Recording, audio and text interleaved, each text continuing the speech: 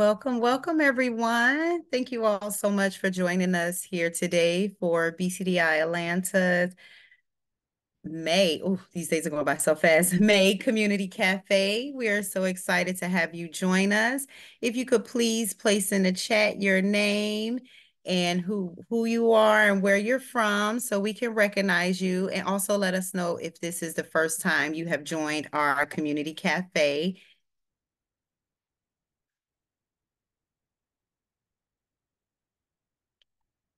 You can go to the next slide, Lubna. And my name is Tatiana Elmore, and I am your interim president. And we would like to welcome you again to our community cafe. We have wonderful speakers presenting today, and we're so excited for you to receive this information to continue your learning with your young children over the summer. All right, just a little bit about BCDI Atlanta. The Black Child Development Institute Atlanta was established in 1981. We are a nonprofit organization with a vision to make sure that our children receive a successful future for all Georgia's children. Even though we say Atlanta, we do provide services for the state of Georgia.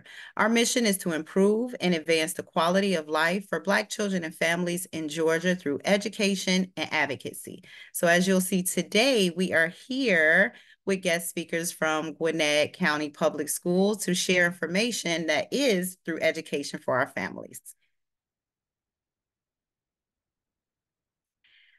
BCDI Atlanta currently focus on 4 focus areas. We are a part of the National Black Child Development Institute, who recently adopted 8 essential outcomes. Out of the 8 essential outcomes, we do continue to focus on these 4 primary areas. We have our early care and education programs, as well as our literacy programs. We also ensure that we promote family engagement to ensure that the Black children we serve, the families that interact with them, have resources as well.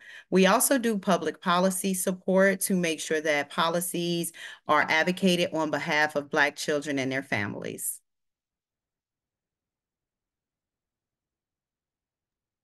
All right. Our community cafes. Our community cafe is an environment where parents, child serving professionals, and early education stakeholders can support each other's journey to improve and advance the quality of life for Black children and their families. So we often invite guest speakers to come to our community cafes, the experts in the field, and we offer a variety of different topics. And so today we are excited to have Gwinnett Building Babies' Brains, and they will focus on the organization will focus on brain development and early learning with a focus on kindergarten readiness at the end. And if you don't know already, kindergarten readiness starts in the womb.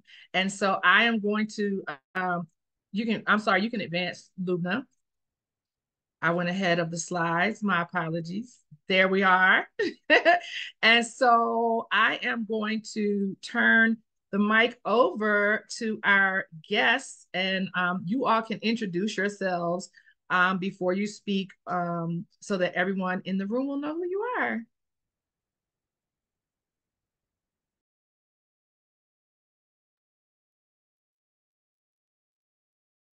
All right. Can everybody hear me?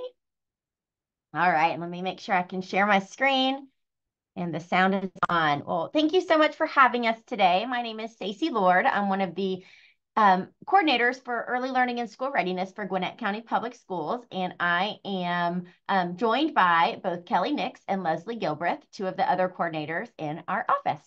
So thank you so much for having us today. If you can see on my screen, you see a giant logo here called Gwinnett Building Babies' Brains. And although we all work for Gwinnett County Public Schools, part of our roles is to help promote this early learning community initiative that is important to build awareness and ensure that all children are ready to thrive in kindergarten when they get to kindergarten, when they get to school, when they're in school. So we knew that part of what we were going to be doing here today was talking about what do you do over the summer? What are can we continue to do as a child's first and best teacher to make sure we're building our baby's brains in the summer, but also beyond? So let's get started. So this is some school readiness data about Gwinnett. And in Gwinnett, we like to say success lives here. And because it does, just like in every one of our school systems, the goal is 100% of kids are succeeding. And so when data came out through a kindergarten readiness screener that close to 50% of our kids are still coming to school not ready, that is some striking data. Now, if it was a school system where you had 200, 400, even 1,000 children entering kindergarten every year, feels doable, right? Okay, we have 200 kids we need to serve, something extra, or 50 kids or something. But in Gwinnett, we have 60,000 children birth through 5, meaning that is 12,000 children going to kindergarten every year, which means that is close to 6,000 kids coming not ready. And that is not okay. That is a scary number of kids who we want to make sure that we are able to serve before they get to kindergarten, make sure that they're ready. So Building Babies' Brains knew of this, a group of people knew of this striking data and said, oh my goodness, we have to do something about this. So this group of people came together in an early learning working group and said, we're gonna tackle this problem, and we're gonna make sure that all kids are ready for kindergarten. But we're not gonna do it by teaching the children. We're gonna do it by supporting the parents. So our strategy is that all parents and caregivers, educators, grandparents, coaches, anybody who supports children birth through 5 have what they need to be their child's first and best teacher and ensure that every child in Gwinnett has access to high quality early learning, whether it's in the home or elsewhere. So what is Building Babies' Brains? A lot of times people say, well, where can we find you? And the answer is kind of interesting because you find us nowhere, but also everywhere. Because Gwinnett Building Babies' Brains is a community initiative comprised of over 50, probably more than that at this point. It's growing every day with new partnerships and new community members who are interested in wanting to build awareness around the importance of early learning. But so many community members and organizations all working as ambassadors, spreading this awareness about the importance of early learning, building partnerships within Gwinnett, and giving their time, treasure, and talent to provide parents and caretakers with what they need to be each child's first and best teacher. So we're not an event. Building Babies' Brains is not a company or a program or an organization. It is not even an initiative of just the school system or just the library system. It is this community partnership of all of the organizations and people who are interested in supporting. And that's important to know as we move forward with some of the resources that this initiative can provide. And look, this pretty much says it all. Building Babies' Brains is the umbrella, the initiative around early learning in Gwinnett, and all of these organizations and more fall under that umbrella because all of these organizations have held a piece of the important work that's happening around early learning in Gwinnett. And you can see BCDI on there. Uh-oh.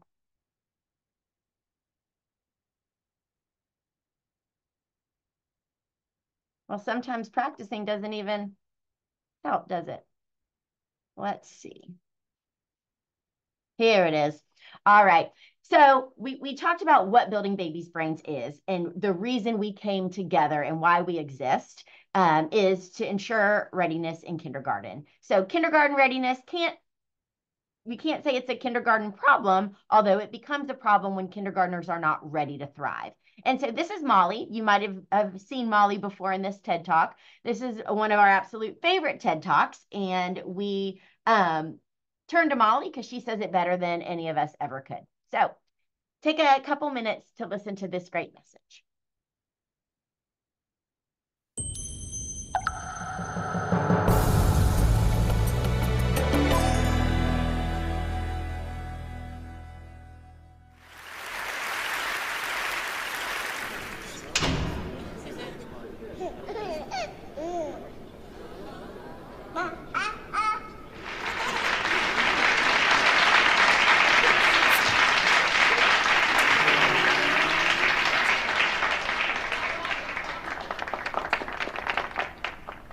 What if I was to tell you that a game of peekaboo could change the world?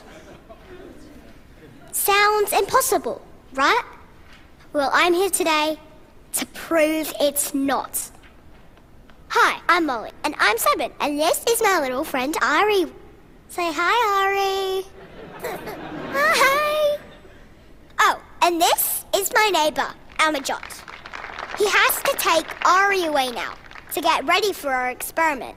But don't worry, they'll be back. My talk today is about some powerful things you grown-ups can do that shape us as children and the adults we become.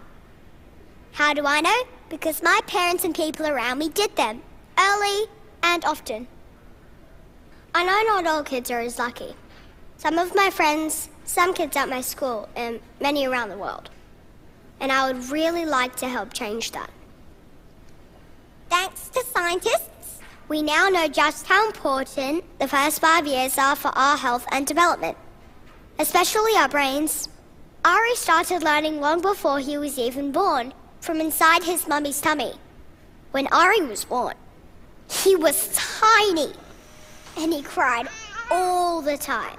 He was always hungry, and he pooped a lot.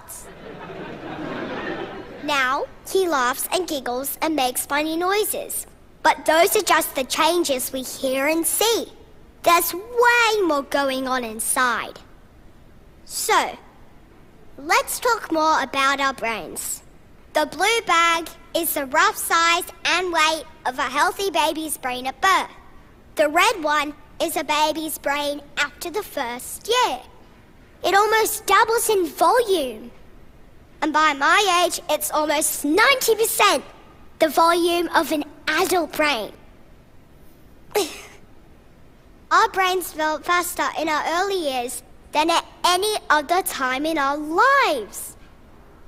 It can create up to 1 million neural connections every second. But we need your help. Our healthy development depends on these top 5 things. 1, connecting. 2, talking. 3, playing. 4, a healthy home. 5, community. All of this helps our brains and us reach our full potential. So what's something you can do that can really make a difference? Scientists call it serve and return. That's just a grown-up way of saying connect, talk, and play with us. And here's the really big news. Amajot, Ari, you ready? Ready? Copycat games build imagination and empathy. And? Naming games build vocabulary and attention. Is it Daddy? Ari! Daddy? Ari! And games like peekaboo, yep, peekaboo, actually build memory and trust. Each time you talk to us, play with us, make us laugh, it not only builds and strengthens our relationships and mental health, it actually teaches us some of the most important life skills. From making friends, to taking a test, to getting a job, to one day maybe even starting a family of our own. Interactions early and often matter. Take it from me, the 7-year-old up here, talking about brain science. Okay, now, let's see what happens when the connection is taken away. So now he's trying to get his dad's attention again. He's reaching out like, that was fun, why have you stopped? I know it's important for adults to use their devices sometimes, but kids are hardwired to seek out meaningful connections. Not receiving them causes confusion and stress. Okay, Amajot, please re-engage. Sorry. Okay. Now, what if a whole childhood was like that last 30 seconds? How hard it would be for a child to feel calm, to feel safe, to learn to trust anyone, and the lifelong impact that would have. that makes me feel sad. Ari only reacted the way he did and recovered so quickly because the connection between him and his dad is usually so strong. The positive relationships with the grown-ups in our lives gives kids the confidence we need to try new things, to explore, and be a kid. So please try and remember, the most special period for our development is the first 5 years, starting from inside Mummy's tummy. What's something really impactful you can do? Serve and return. And when? Early and often. Please give it up for Amachot and Ari.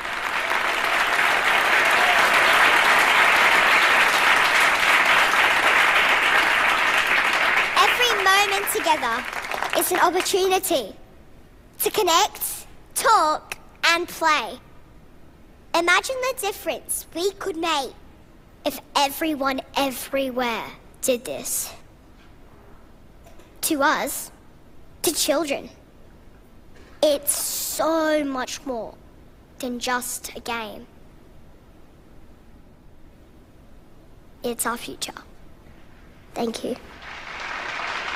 See? Peekaboo really can change the world.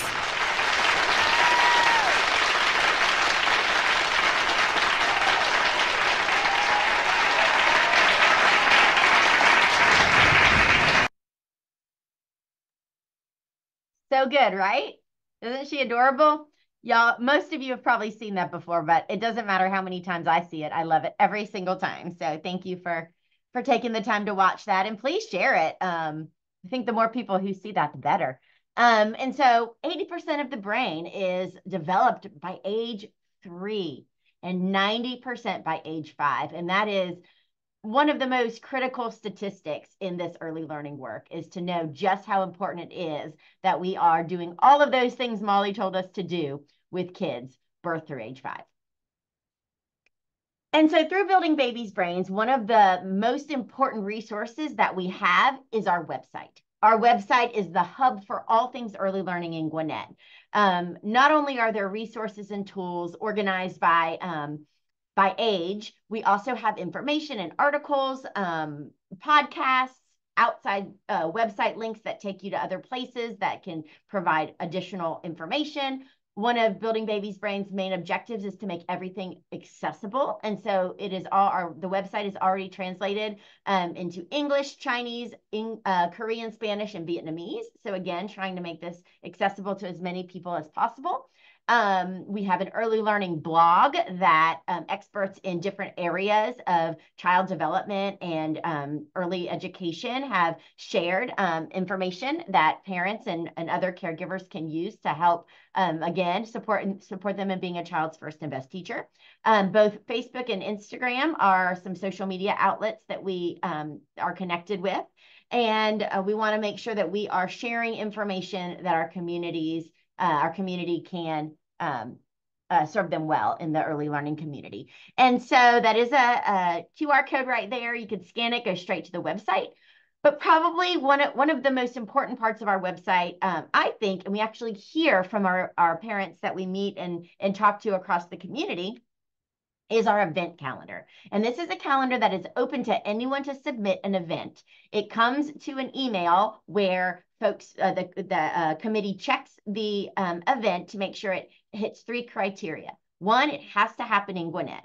All of the grant and donations for Building Babies' Brains supports early learning work in Gwinnett. And I know anybody with any type of nonprofit work understand that we have to do, within the realm of what the monies were brought in for. So it does happen to be all in Gwinnett. But who says if you live outside of Gwinnett, you can't cross over into Gwinnett and come to some of these events, right? So we hope that you do, and we hope that you enjoy. So our library system, our Parks and Rec, some of our nonprofit organizations in Gwinnett serving early learning will go into the website and put events on the calendar. So again, they have to happen in Gwinnett, they have to be appropriate for early learners, and they have to be free or very low cost. Because again, this is about access. We want everyone to be able to access these. We know there are wonderful camps out there that you can go to, but they cost a lot of money. And for all families, including mine, that's just not an option. And so we want to make sure the things that we are promoting on our website are an option for everybody. And so we're constantly saying, be your child's first and best teacher. And so that is really what Building Babies' Brains is. It is to support parents and caregivers, giving them what they need in order to do that and just make it easier for each of us to be our child's first and best teacher. But we say that, and we say that, and we say that. What does that actually mean, right? And so I'm going to turn it over to Kelly. Kelly Nix, one of our coordinators for early learning and school readiness for Gwinnett County Public Schools, to share with you just how can the first school of every child be their home and the first teachers be their parents. Hi, everybody.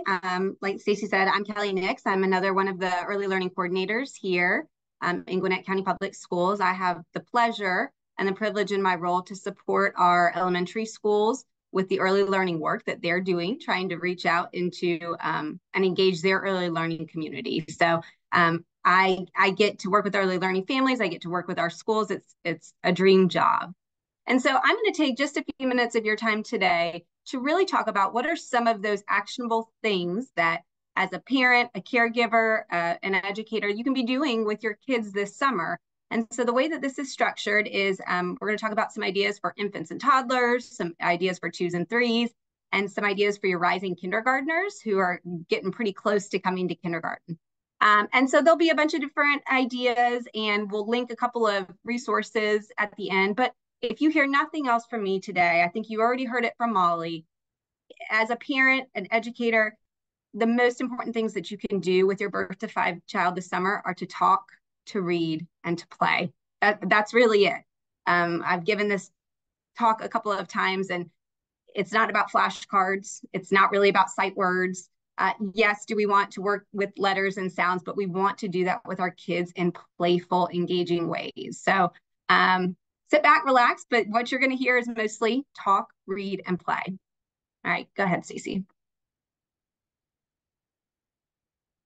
Okay, so we'll start with our infants, right? And as we mentioned earlier, learning begins at birth. And so these verbs that you see on your screen are taken from the birth to 12-month GELDS, our Georgia Early Learning and Development Standards. And you can see from these verbs that our infants, our 6-month-old, our 8-month-olds, they are curious explorers, and they are interacting, and they're participating, and they're showing. And every time they're doing this, they are learning. They're building those neural connections. Stacey, next slide. And so our 12 to 24-month-olds, again, are so engaged and soaking up every moment of the people and the experiences that they're involved with. They are communicating, whether it's nonverbal and body language. They're looking, they're reaching, they're attempting.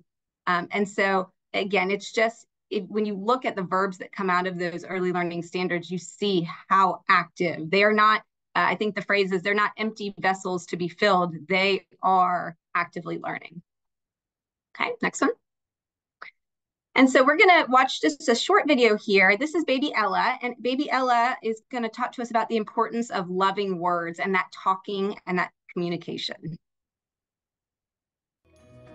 All parents want the best for their baby, and we know healthy food helps grow a healthy baby. But to grow a healthy brain, babies need more. Babies need lots of loving words. A baby's brain grows super fast. Research shows that the amount of loving words a baby hears in the first 3 years of life can make a big difference. Meet baby Ella. Ella's mom, dad, grandma, and sister all shower her with lots of loving words and encouragement, and every word she hears helps her brain grow. By talking, reading, and singing with Ella, everyone is helping her develop an essential life skill, the ability to read by 3rd grade. And once Ella learns to read, she'll be ready and able to learn anything she wants. But what if Ella doesn't get lots of loving words as a baby?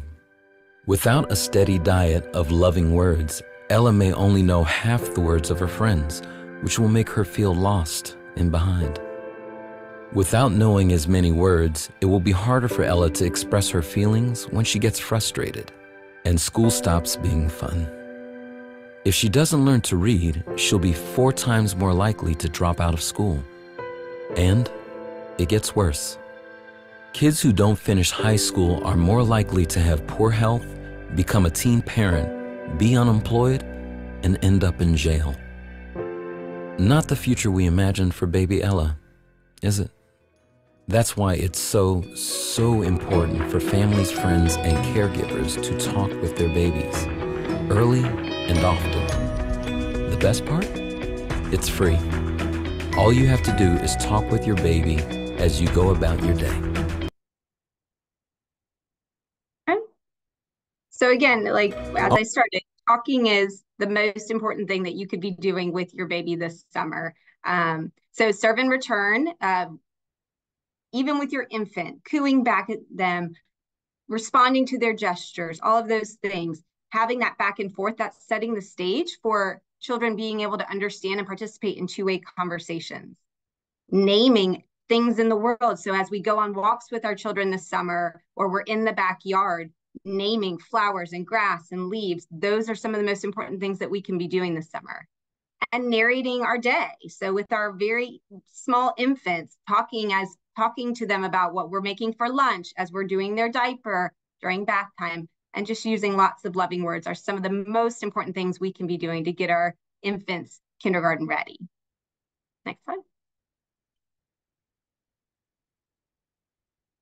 And then, of course, reading, right? Reading, even with our infants, is so important, especially putting our children on our lap and having that physical bonding connection where we're cuddling together as we read and we're pointing to the pictures.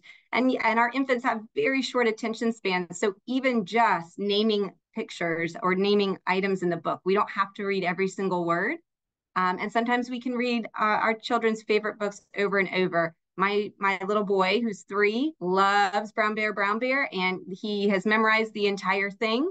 And we read it all the time still because it fosters that joy of reading within him. Okay. And then as we talked about the play, right? Engaging on all of these sensory experiences. So going on a walk, that fresh air for your infant, playing together on the playground, if we're talking about like a 2-year-old, getting a bowl of ice or water and letting our infant splash around in there, and then talking about, ooh, that's wet, it's cold, let's get the towel, let's get dry. And then even turning on music and dancing together. Again, I have a 3-year-old, and you put music on and we have the best time. We laugh, we giggle. And again, we know that that's building the neural connections in his brain and in our children's brains. So, okay, next slide. So for our infants, it's talk, it's read, and it's play. Our 2s and 3s, it's going to be more of that. But like I said just a minute ago, I have a 3-year-old. And so 2s and 3s, we're really going to hone in on some social, emotional, and talking about big feelings. Next slide, Stacy. So as the picture shows you here, it's one of my favorites. Little people have big feelings. And sometimes as a parent or a caregiver or an educator, it can be hard to navigate that. But the most important thing is that there is an emotion behind every behavior, or I guess I should say it the other way, that behaviors and emotions are a way of communication for our 2s and 3s. And so we have to help them be able to manage those emotions and then be able to express what they want to through them. All right, Stacey, next page. So one of our biggest jobs as parents, caregivers, and things that we can be working on this summer with our 2-year-olds and our 3-year-olds is teaching emotional intelligence. Again, it begins at the earliest ages. And we know that emotional intelligence is what is going to be necessary for school success, professional success, just life success, being able to manage those emotions and interact with others. So what can we be doing with our 2s and 3s this summer? We can name our own emotions and talk about them throughout the day. So before kids can tell us how they're feeling, oftentimes they need lots of models from us. I feel excited because we get to go to the park. I feel disappointed because it's raining outside. I'm mad because I spilled my milk. Whatever that is, we're modeling that language for our children. They're hearing it even before they can speak it. And then we're also naming it for them, right? So we're naming our own emotions as a model for them, but we're also putting words to theirs. So, hey, Jack, I see you feel sad because it's time to leave the playground. I understand that, buddy, but we have to go because, right? And then as we read, we're naming the emotions of characters. So Spot is scared because he can't find Mommy Sally, or, you know, whatever it is, even through just the pictures. And as children get older, like my 3-year-old, I can start to say, how does that character feel? And he's able to tell me happy, mad. But a lot of modeling took place up to get there. Okay, so emotional intelligence is the key for our 2s and 3s. But additionally, like I said, reading every day, all the time. But now our 2s and 3s are going to be more interactive in that reading process. So where our infants were just absorbing that language, and we're just listening a lot and taking in words, our 2s and 3s can start to get more engaged with us in the story. So interactive stories like Head to Toe by Eric Carle, or books with animals where students look at me, where kids can be mimicking animal noises or sounds. Those are going to be really engaging for our 2s and 3s. We still want to be pointing to pictures in the book and helping our children name those familiar objects. And now they're more able to use the words, so they can name them for us when we say, what's that? Oh, it's a tree, you're right. And then we can help our child retell familiar stories. So again, that example of brown bear, that Jack almost knows by heart, he can start to read that to me and retell those stories. So reading, again, always so important. Another big thing with our 2s and 3s is we're starting to really work on those fine motor skills to get us ready to write in kindergarten. But I'm not necessarily putting a pencil in front of Jack and making him fill out a worksheet. That wouldn't be developmentally appropriate, nor would that be fun. So we're going to strengthen those fine motor skills in fun ways, like building with blocks, as we have to take a block and build it on top. Or Play-Doh is one of the best ways this summer that you can strengthen those fine motor muscles and fingers.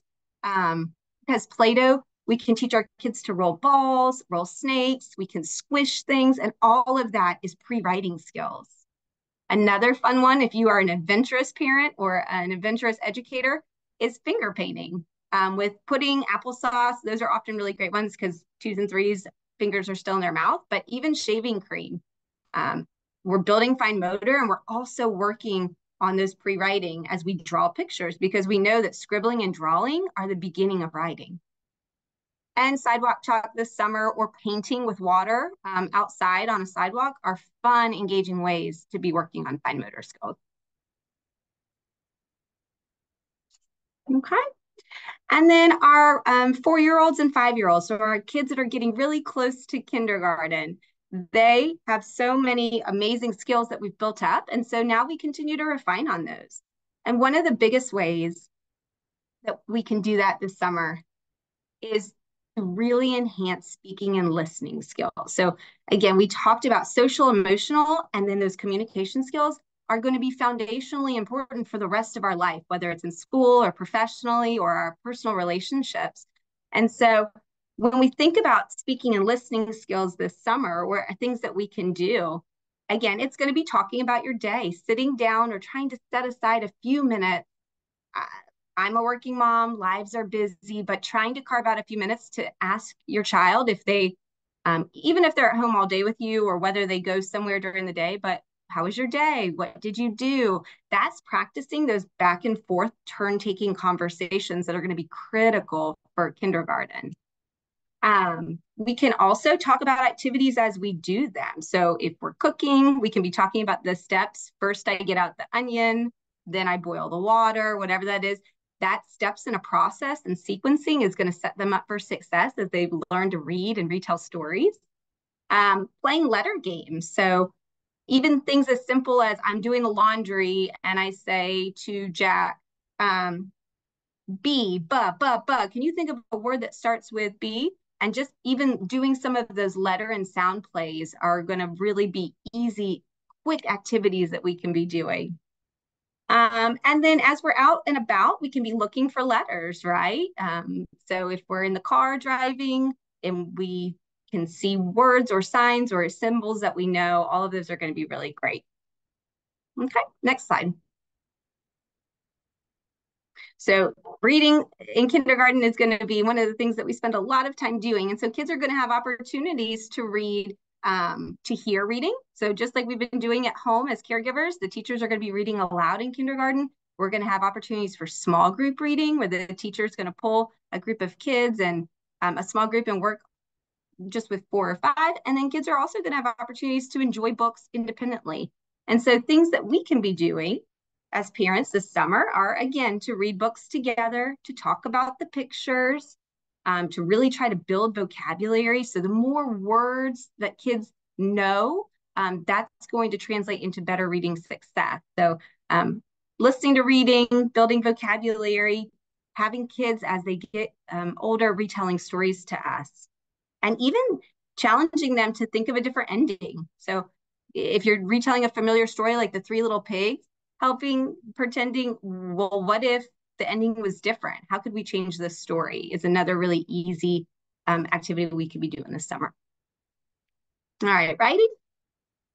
So writing's really a very complex process for my educators in the room. And if you're a parent and you've taught your child to write, because there's 2 components to it. There's that fine motor that we talked about, the physical of holding the pen or the pencil, correct formation, letter formation, but there's also the cognitive component of getting your ideas, formulating them, and getting them onto paper. And so when we think about fine motor, again, we want to do this in playful ways as much as we can this summer. We want to give our kids opportunities to lace, so lacing beads or kind of the in and outs. My child has a really not fancy thing, but toy where she laces in and out. It's still going to be stacking blocks or working with manipulatives. And even something as easy as eating finger foods is still, we don't think about that as parents because we're just trying to get lunch on the table. But even finger foods and that pinching motion are setting children up for success in writing later on. Again, along with the Play-Doh that we talked about and the chalk and all of those things, those are all strengthening those fine motor muscles. All right, Stacy? And then our ideas, getting our ideas on page. So for our 4s and our 5-year-olds, drawing is still going to be one of the best ways because that's communicating our ideas just in picture form, but we're still working on those fine motor movements and we're still being able to articulate what I drew in my picture. So drawing with chalk, just giving your kids a lot of different writing materials, markers, paint, chalk, like we said, giving them lots of opportunities. If you're going to the grocery store, helping. So you can either write a list and have your child help you and they see what the point of a list, or if you have a child that's more ready to write, having them help you with some words. And so those are just some easy, fun ways to work on writing this summer as we get ready for kindergarten. And the last thing I want to share is just about math. Math is everywhere. Math is counting, math is shapes, math is sorting and patterning. And so there are opportunities all throughout the summer to do great things like this. You can count how many chicken nuggets are on your plate, how many blocks are there. We can pattern with cereal. We can sort and match shoes or socks. We can find patterns on clothes. All of those are the skills that are going to be taught in kindergarten. So a child coming into kindergarten should be ready to count to 20. And then when they get to kindergarten, they're going to go from 0 to 100. So lots of counting opportunities and patterning and sorting. Okay. Oh, I had one more slide. I lied. And so the other part of being kindergarten ready and this summer, things to work on if you have a 4 or 5-year-old is really just getting your child ready to follow routines and directions. Their school is a place of procedures and routines. And so the more that we can help our child be equipped for that by doing chores together, by gaining more independence in daily activities, thinking about the family rules, all of those things are really going to help a child be ready to come into kindergarten. And so Stacy, I think one more slide. So Stacy's going to drop in the chat for you. So that was just a lot of ideas around talking, reading, and playing. But we also have 2 links to websites. One is called Play to Learn at Home. It has some read alouds in English and Spanish, video read alouds. It also has some ideas for parents to do. They can watch a short video and then try to replicate it, like counting with Matchbox cars or science at home. A really great treasure trove of some good ideas for parents. And then there's another one that's rising kindergarten activities. So a list of different ideas. Some of them I've already said, and probably many more that I didn't. So we hope that those are helpful for you. And it's been a pleasure to be on here with you. Thank you, Kelly. I think we're going to turn it over now to Leslie Gilbreth, another one of our coordinators for early learning and school readiness. Leslie is actually the coordinator for early learning and school readiness, early childhood special education. So she's going to bring to us the Gwinnett County Public Schools version of early childhood special education. So here's Leslie. Thanks, Stacy. So yes, I'm the coordinator for early childhood special education under the umbrella of early learning and school readiness with Gwinnett. And some of the ideas that I'm going to go over today are specific to Gwinnett, but I do want to mention that every county throughout the United States has a version of supports for students that are not meeting developmental milestones at that birth to 3 level, and again at that 3 to 5 year old level. So regardless of the resources that I provide today being Gwinnett specific, similar types of resources exist in every other county within our state and within the other states within the United States. So a lot of times we have gone out into the community the past couple of years and have really encouraged family members to work with students in developmentally appropriate ways. We are really encouraging families to be involved with their student or with their children. And with that high level of involvement, parents start to realize, I didn't actually realize my child was supposed to do XYZ skill by XYZ age. And it's been a little bit eye-opening for some of the families to see that maybe that there are some lags in different areas of development. And with our community initiatives that we've actually had a pretty strong increase in the number of referrals that families that have reached out to us for some additional supports for students who are struggling in any one of those particular developmental areas. On the flip side, we've had really strong community partnerships with our early learning centers and early learning teachers in privately owned childcare facilities, Head Starts, faith-based organizations, and things like that. And as students have really started to come back in droves and some pretty high numbers after the COVID lags, there have been some increases in the number of students that are showing some deficiencies in particular areas. And so we really want to make sure that we've provided a strong safety net for both the caregivers and the early educators to make sure they know what to do. Are some of these really just developmental milestones that children are going to meet? We just need some targeted instructions in those areas. Or are these really some places that we need to dive in, really address through the lens of special education and provide some special education, specialized instruction to support those areas? So Stacy, we can go on into the next slide. So again, this is from the lens of Gwinnett County Public School, but our goal is really to lead and support the young children in partnership with families to make sure that we are getting them the access to the specialized instruction that they need. As students get into school age, kindergarten on up, it really is from an educational model to make sure the students are successful in a school environment. But we are very cognizant at that 3 to 5 year old level for a student to make progress on those developmental milestones. It really is still looking at the family lens. From birth to 3, that in Georgia, that's called Babies Can't Wait. Those special education supports really are from a family lens. And though that 3 to 5 year old piece is led by the school system, we have not taken away the idea that we really do have to provide supports to the families as well for these kiddos to make progress. So it looks like 832,000 steps to get to the point of getting supports. But we really do want to make sure in Gwinnett that families understand this is not, I just pick up the phone and say, hey, I heard y'all have a special education program in Gwinnett for 3 year olds. I want to quote unquote sign my kid up for that. So we want to make sure families understand there are layers of support that we provide, but there are some steps that we have to get there. Part of it due to some federal guidelines and regulations, and other pieces because we want to be really comprehensive in making sure that we get a full picture of a child. So this just goes through all the steps in Gwinnett. And again, in every county, they will have their own processes and procedures to complete a referral. But the main piece, again, from the Gwinnett lens, is we want it to be comprehensive. We want a social worker to be involved. We want to see the child in their natural environment. If they go to a faith-based preschool, they go to an early learning center, any type of environment like that, we want to see them in that environment in addition to the specific evaluations that we do. So I a little bit alluded to it earlier, but we have really made concerted efforts to make sure that we try to meet the child where they are. So we have a wide variety of supports that we can provide from the lens of early childhood special education.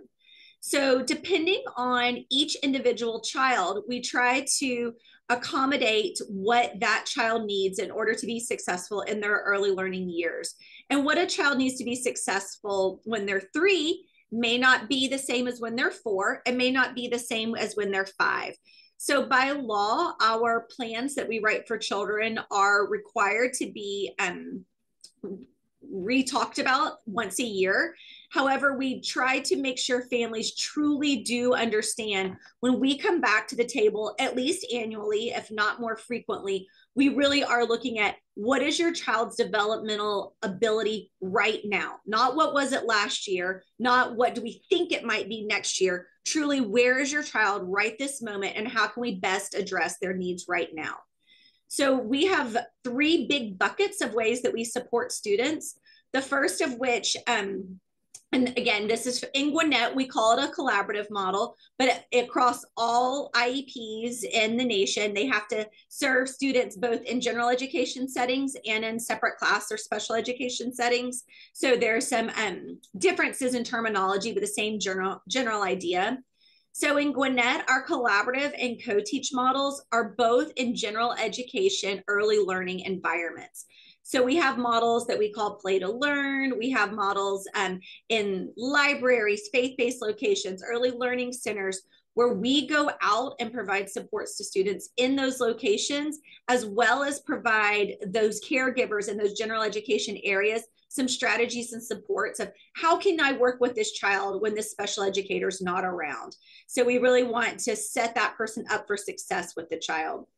For co-teaching, that's more of our full inclusion model. So we have partnered with Georgia Pre-K classrooms throughout our community, whether it's in a Head Start, an Easter Seals, or just in a privately owned early learning center that has a Georgia Pre-K classroom.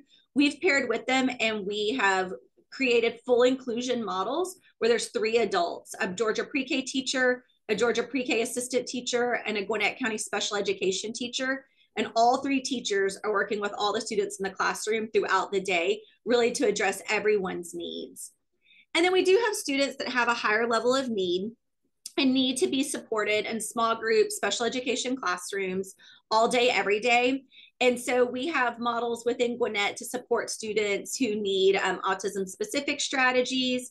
Our cross-categorical models are more play-based and most closely model what you see out in community-based settings. We have classrooms for students with severe intellectual disabilities, as well as for students that are deaf or hard of hearing. So we have a wide variety of support models, but those self-contained models are really trying to make sure that we provide students with as much support as they need in order to make progress on those developmental delays. Again, with the hope or intention to kind of pull back some of those supports as the students don't need that level moving forward. Oh, so that was the end of me. So I'm going to turn it over to Stacy. But that is kind of just the overall idea of how early childhood special ed can partner with all these other different types of supports that are out there to really make sure students have the tools in their toolbox that they need as they transition into kindergarten. Thank you, Leslie. So outside of Gwinnett County Public School resources, including our Play to Learn at Home that we dropped the link in earlier, the Gwinnett County Public Library, there are story times for birth through 5 kids at every single branch every single week. And it's a reoccurring weekly session so that the kids and the families kind of build a little community within the library. So toddler time is different than the infant story time. And then there are other early learning opportunities within the library as well. They have a mobile library that they take out to parks and they set up. So oftentimes the branches put those on the Building Babies Brains event calendar, but you can go directly to the library branch to find out what is going on within that branch near where you live as well. And then B Squared Anywhere. This is Community Parks and Rec. Their answer to this early learning crisis is that they actually go out into different parks across Gwinnett County and have really cool STEM-based, play-based opportunities for children and their parents to engage together. And so all of this is high quality. And that's what we want to make sure that anything coming through Building Babies Brains is a high quality resource or programs that we are promoting. There are very few things that Gwinnett Building Babies Brains creates on their own. It's about building awareness and creating access to those things that are already there in the community. Oh, what happened? I clicked on something. Together, we can help all children thrive by 5. These are just some of this is our mascot, Brainy. Brainy goes out into the community. We say Brainy's our #1 ambassador out there, spreading joy amongst our early learning community at the library, at some of our big field trips that we do, at a Be Squared Anywhere event, at the parks. So Brainy shows up and spreads joy with our early learners and their families. And then I'm going to leave you with this. This is our Gwinnett Building Babies Brains public service announcement. This is linked on our page. It can be shared. We encourage early learning centers and early learning teachers in the elementary schools to share this with parents because, again, while what we want is for all children to thrive, we want to make sure that all parents and all caregivers understand just how important their job is and affirm that they truly are their child's first and best teachers.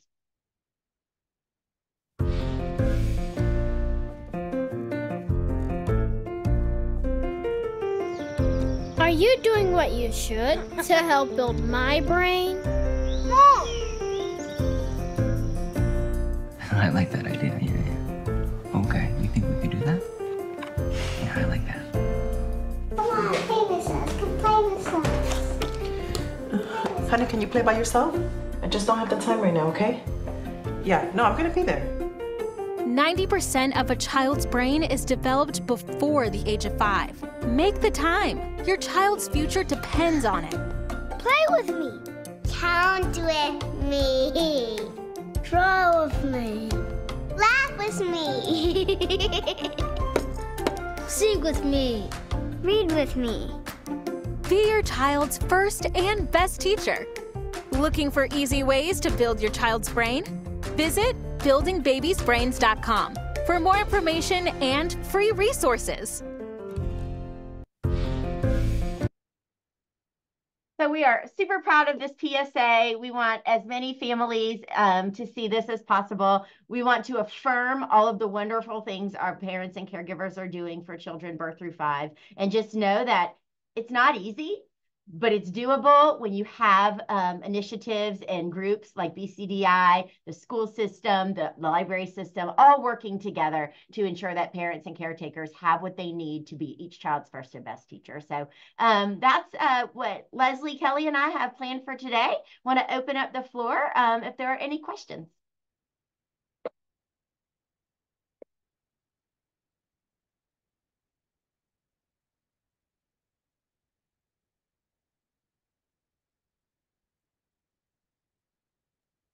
Okay, well, I'll be the first to ask a question, but I do want to first thank you all for the valuable information. As I jokingly put in the comments, I do have a rising kindergartner. So with that being said, I wanted to ask questions around supporting families with encouraging effective and consistent routines. Right now, she, a little grouchy in the morning, but trying to not break away from routines because it's summer. So how are some ways that you do encourage parents to continue having those routines where they're not allowing children to stay up late because it's summer, but maybe rising, maybe not at the same time, but maybe a little grace period. But what are some tips you would share to encourage consistent routines? Well, I am similarly in the boat with you, although my daughter just finished kindergarten. So I think the first thing, if I could go back and think about a year ago, is like, first of all, enjoy this time. It's so fleeting. It's so special, right? So sometimes I think as moms, parents, grandmothers, whoever, we are so concerned about getting it right. So I think enjoying the moment, the season that we're in, and giving ourselves grace and affirming all the amazing things we're doing. And then I think as much as we can try to hold a routine, I think you sort of alluded to it, a little bit of grace here or there, but and I would also say positive reinforcement. So I think we catch more bees with honey is the saying that my mother used to use of when we catch kids being good, they're doing what we want them to do. So we ask them to put their shoes over by the door. They do it. We shower them with praise, or we another one I see is when we tell another caregiver in earshot of the child. So I love how Addison got up this morning. She got her clothes on. She was on it, and we say it right in front of her. So I guess I'm not an expert, but I am in the boat with all you rising kindergarten, but enjoy the moment, give yourself grace, lots of positive reinforcement, and recognizing what you want repeated within behavior. And I know from my lens, obviously I'm coming from the special education lens, a lot of our students are very routine based and very routine driven. And it makes pretty much everyone's life much easier during the summer if some of those routines can be maintained. Obviously, home is not the same as school, nor should it be. So we want to make sure that parents understand it doesn't have to be the exact same.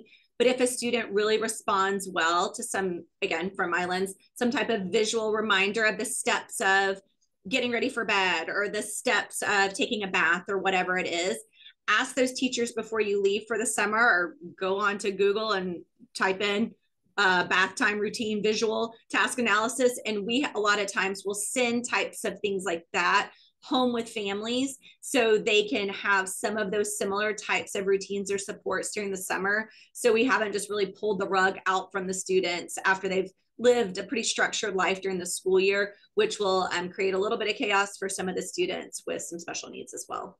And then as a mom, my students are much older now. I have an 18 and 16-year-old, or my children, 18 and 16-year-old, but I brought home a lot of those same strategies that I used in the classroom with my personal children, and definitely made my life easier. Few less words I had to give at bedtime routine, because I'm like, oh, look, here's a little task analysis you can use. So I think that there's a lot of things that maybe just kind of thinking outside the box to say, what could make my life a little easier? Maybe build in a few extra minutes to finish my show or unload the dishwasher. Awesome. Thank you both for your answers.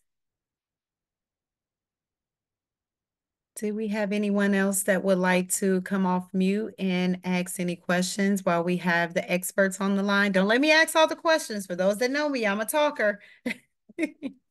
I do have something for, oh my gosh, I can't see her. Yeah, for Leslie. And so Leslie, many of the people who will be reviewing this, watching the replay of this presentation are early educators. And if you could speak just a little bit more to the visual cues when it comes to supporting children with special needs. You mentioned it, and I think that some of our viewers may or may not be familiar with that. So if you could just touch on that for just a minute, that would be great. So we talk a lot when we go out into the community to support teachers and support students that, especially in those 3-year-old rooms, the 3-year-old rooms are where it gets really difficult. There's a lot of students and oftentimes one adult, those 1-to-15 ratios, and it gets really difficult for one person to handle the needs of 15 typically functioning 3-year-olds, much less if you throw one in that has a higher level of need than some of the others. So if you can train the vast majority of the students to be able to follow some natural routines, then you can save some time for yourself to be able to use different types of visuals for students.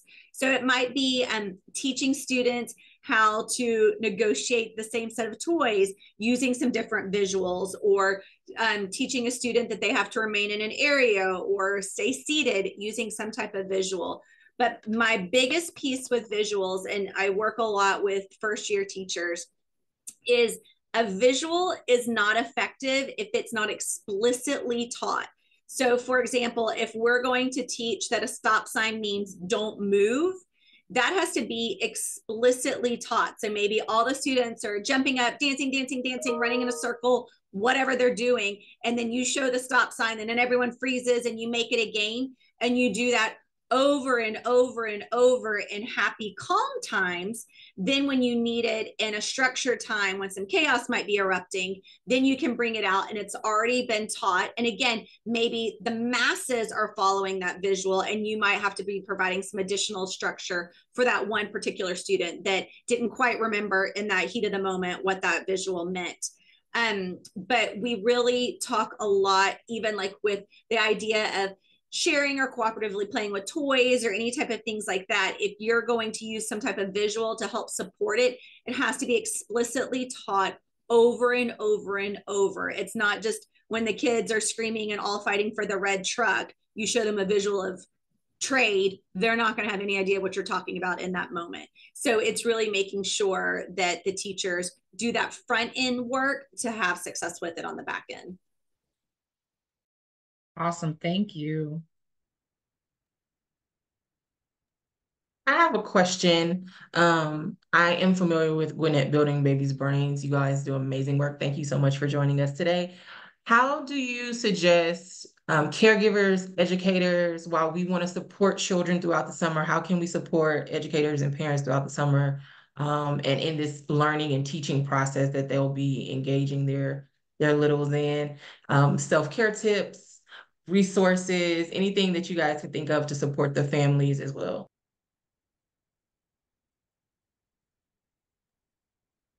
Well, I think I would reiterate the Gwinnett Building Babies Brains website, full of resources. And something I didn't mention that's a little bit more in the weeds of the website, but really a cool piece, is when you first go onto the website, something will pop up and ask you if you want to create a development, take a developmental survey. And it's actually where you click on, first of all, what language would you like to take it in? And then how old is your child based on these, ranges of ages? And then just 10 questions for each age range. And the 10 questions are aligned to both the GELDs and sort of those CDC milestones, sort of a mixture of those two frames around early learning. And as you click yes or no based on the questions asked, then the website curates for you a list of resources on the website that would be good to support your answers. So it's specific to your needs. The website, like one of the main things that we hear from people is there's just so much on there. And we know that because there's just so much available. We want to make sure that we put it in one great spot. But it can be overwhelming. And it's like you could just go down a rabbit hole, which is also sometimes fun, right? But if it's really to your specific needs to support your specific child, that developmental milestones a survey is really cool. You can also share your email address and it will email you those links so that you don't lose them when you leave the website. So that's a really cool piece that I think Ashley kind of makes sense for your question. Hopefully I answered it with what you were looking for. Thank you.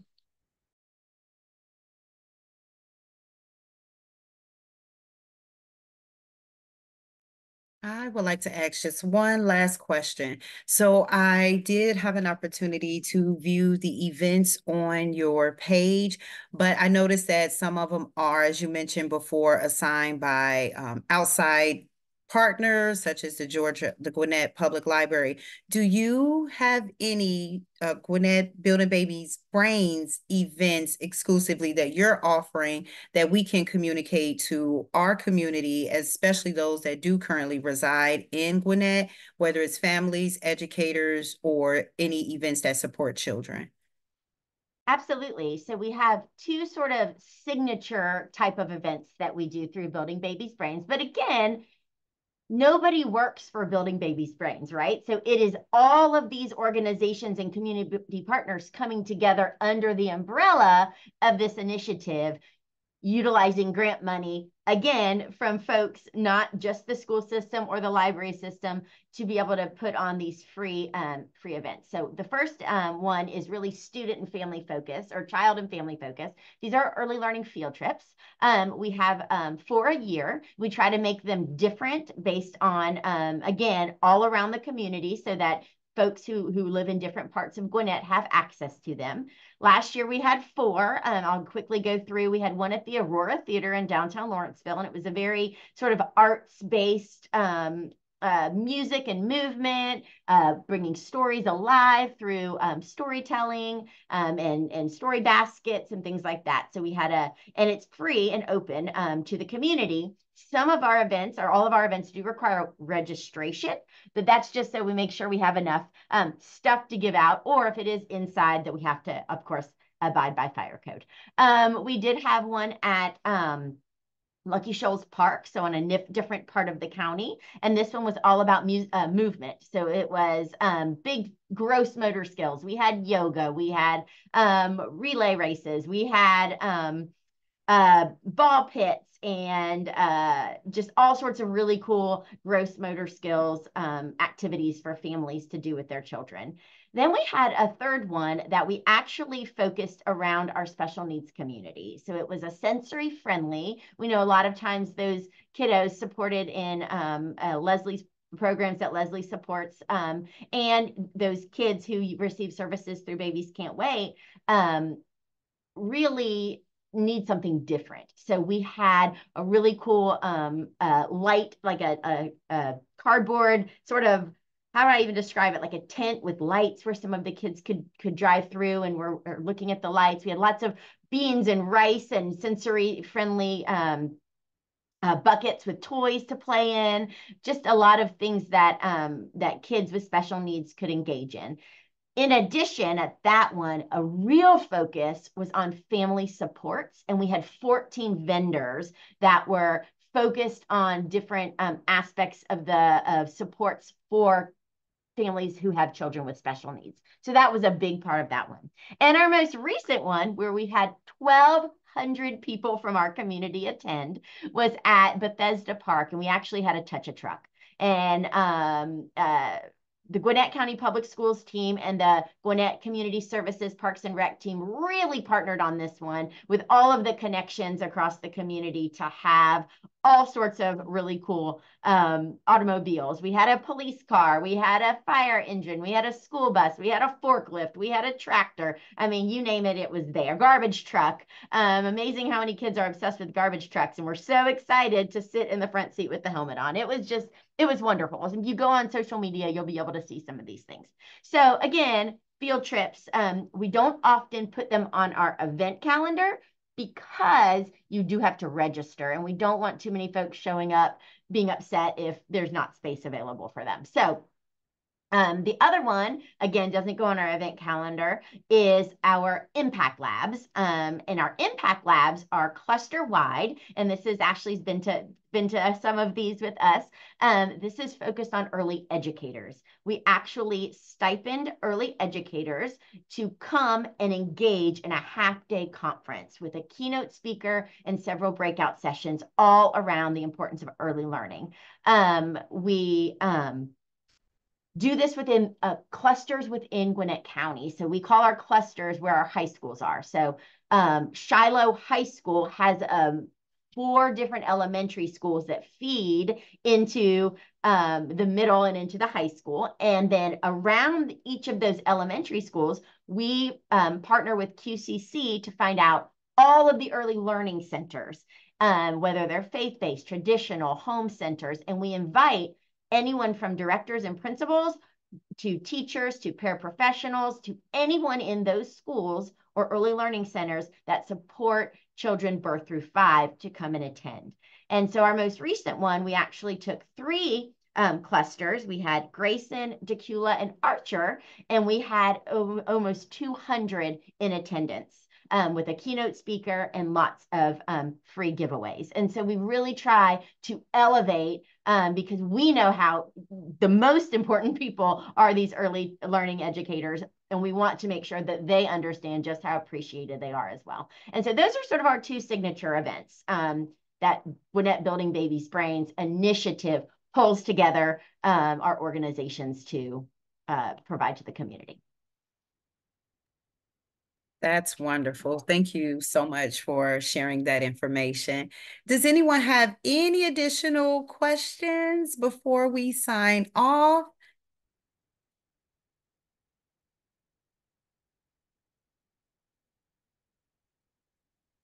Right, I don't see any questions in the chat.